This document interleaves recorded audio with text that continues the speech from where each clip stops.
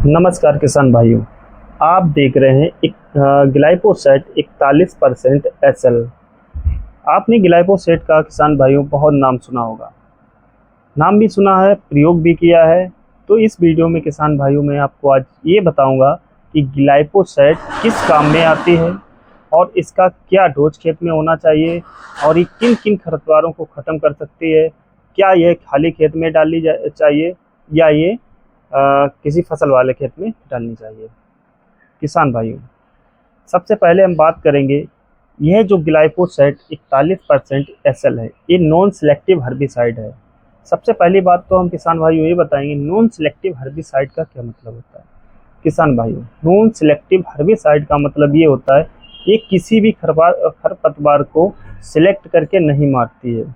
यह दवा जिस पौधे पर पड़ेगी, चाहे वो सब्जी वर्गीय पौधा हो, चाहे घास वर्गीय पौधा हो, किसी भी तरीके का पौधा हो, जिस पौधे पर ये दवा पड़ जाएगी उस पौधे को ये जड़ से नष्ट कर देगी। इसीलिए इसको देते हैं glyphosate 41% SL non selective herbicide. अब हम बात करते हैं किसान भाइयों, यह जो ग्लाइफोसेट है मार्केट में किस किस रूप में मिलती है। तो किसान भाइयों, यह जो है कई रूपों में फील्ड पर आपको उपलब्ध मिलेगी। ग्लाइफोसेट 41% SL, एक आती है ग्लाइफोसेट 54% SL, और आपने बहुत सी जगह पर ये देखा होगा कि ग्लाइफोसेट 71% WD आती है। तो जो 71% किसान भाइयों एक पाउच में आती है, 100 ग्राम का एक पाउच होता है, उसमें ग्रेनुअल में आती है। वो जो पाउच है एक टंकी के लिए पर्याप्त डोज होता है। तो अब किसान भाइयों हम बात करेंगे इसको किस तरीके से खेत में डालना चाहिए और कैसे खेत में डालना चाहिए और किस टाइम पर इस दवा को आप प्रयोग करें ताकि रिजल्ट बहुत ही अच्छा मिल पाए। तो किसान भाइयों, सबसे पहले मैं मेन बात आपको एक बता रहा हूँ कि जब भी आप ग्लाइफोसेट 41% का अपने खेतों में प्रयोग करेंगे तो उस टाइम पर आपके खेत में पर्याप्त नमी होना अति आवश्यक है, और जिस खेत में यूज करेंगे उस खेत में कोई भी फसल नहीं होनी चाहिए। ग्लाइफोसेट 41% का प्रयोग खेत की मेड़ों पर कर सकते हैं, आप खाली खेत में कर सकते हैं। खाली खेत का मतलब है कि उस खेत में आपकी कोई भी फसल ना खड़ी हो, खरपतवार पूरे खेत में जमी हुए हो। सबसे ज़्यादा किसान भाई परेशान होते हैं अपने खेत के मोथा से। मोथा एक ऐसी घास है जिसकी जड़ें काफ़ी गहराई तक जाती हैं, उसकी जड़ों को नष्ट करना बहुत ही मुश्किल होता है।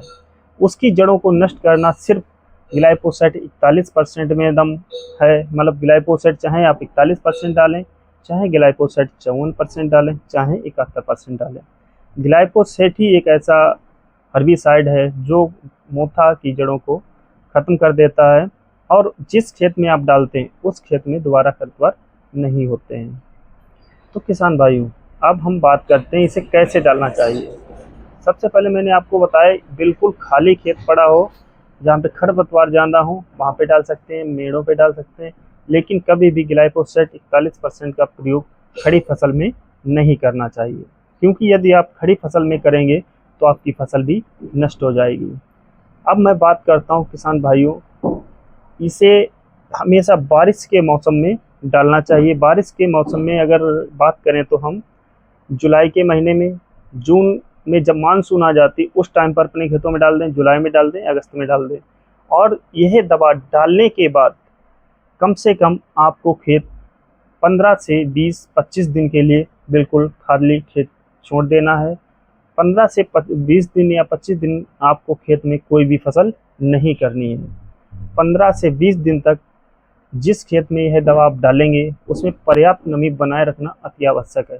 यदि नमी रहेगी तभी आपका जो खरपतवार है जड़ से खत्म होगा। यदि आपने नमी पर्याप्त नहीं रखी तो आपका खरपतवार जड़ से नहीं खत्म होगा। अब हम बात करते हैं किसान भाइयों इसके डोज की।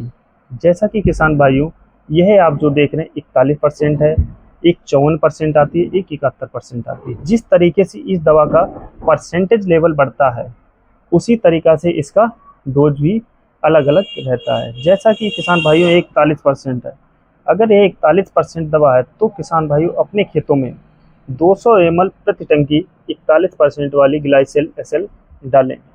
यदि आपने ग्लाइफोसेट 54% वाली ली है तो 150 ml प्रति टंकी के हिसाब से खेत में स्प्रे करें। यदि आपने 71% वाला पाउच लिया है जो 100 ग्राम का आता है, वो आपको 100 ग्राम एक टंकी के लिए पर्याप्त डोज होता है। अब किसान भाइयों हम बात करेंगे ग्लाइफोसेट डालने के तरीके की। किसान भाइयों, जब आप ग्लाइफोसेट ये दवा डालने जाते हैं खेत में, तो आपको पानी ऐसी जगह से लेना है जहाँ पे बिल्कुल भी 1% तक मिट्टी के कण ना हो। बिल्कुल साफ और सुंदर स्वच्छ पानी होना चाहिए। चाहे आप तुरंत ट्यूबवेल से पानी लें और चाहे नल से पानी लें, गड्ढों का भरा हुआ पानी बिल्कुल भी यूज ना करें। यदि आप गड्ढों का भरा हुआ पानी यूज करेंगे तो ये दवा बिल्कुल भी काम नहीं करेगी। अगर ग्लाइफोसेट आप दवा डाल रहे हैं, उसमें अगर मिट्टी के कण पहुँच गए, थोड़ी जरा सी भी मिट्टी पहुँच गई, तो ये दवा काम नहीं करेगी।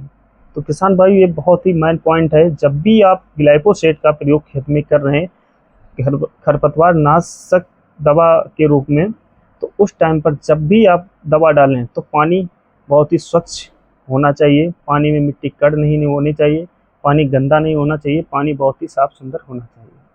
और जब आप 200 ml ग्लाइफोसेट टंकी में डालेंगे, उस टाइम पे आप प्रति टंकी 200 से 250 ग्राम प्रति टंकी आप यूरिया डालिए, तो आपके खरपतवार जो हैं बहुत ही जल्दी से नष्ट हो जाएंगे। बहुत ही अच्छी तरीके से ये असर करेगी और आपके खरपतवारों को जड़ से नष्ट कर देगी। यूँ जब आप खेत में ग्लाइफोसेट डालें, इसके डोज की मैंने बात बता दी। 1 एकड़ में आपको 8 से 10 टंकी डालना है।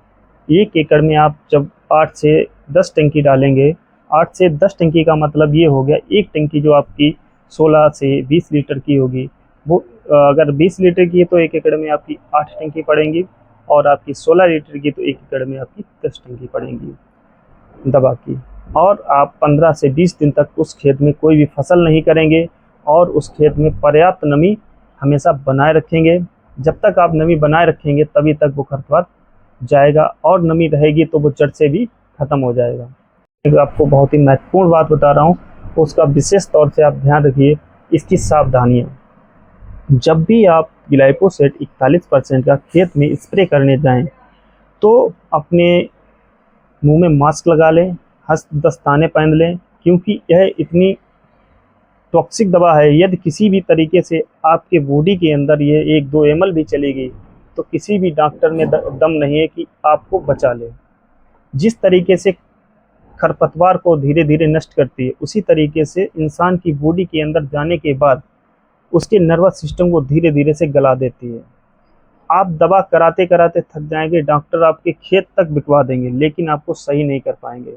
किसान भाइयों, इस दवा को बच्चों की पहुंच से, अपनी पहुंच से बहुत ही सावधानी से इस दवा का प्रयोग करें। ग्लाइफोसेट 71% का किसी भी तरीके से बॉडी के अंदर नहीं जानी चाहिए। यह दवा इतनी ज़्यादा हानिकारक है। इसी के साथ में एक दवा जो चलती थी पैराक्वाइट डाइक्लोराइड 24% SL, इसी उद्देश्य से बैन की गई है, क्योंकि बहुत ही विषैली, बहुत ही टॉक्सिक वो दवा थी। यदि किसी मानव या किसी जीवित प्राणी के अंदर होकर किसी कारणवश किसी तरीके से दवा पहुंच जाती थी, तो उसे कोई भी डॉक्टर नहीं बचा पाता था। बहुत ही विषैली थी और उसका कोई भी आज तक एंटीडोट नहीं बना है। उसी तरीके से जैसे मैं ग्लाइफोसेट 71% की बात कर रहा हूँ, यह दवा अगर इंसान की बॉडी में पहुंच गई तो इंसान तुरंत नहीं खत्म होता है, उसे मरने में लगभग 4 से 5 दिन लग जाते हैं। तो किसान भाइयों, ऐसी गलती बिल्कुल ना करें। दवा डालें, बहुत सावधानी से डालें, किसी भी तरीके से आपकी बॉडी के अंदर नहीं जानी चाहिए। तो किसान भाइयों, यदि यह वीडियो आपको अच्छी लगी हो, हेल्पफुल लगी हो, तो मेरे इस चैनल को और किसान भाइयों के पास शेयर करिए, लाइक करिए और मेरे इस चैनल को सब्सक्राइब करिए। धन्यवाद।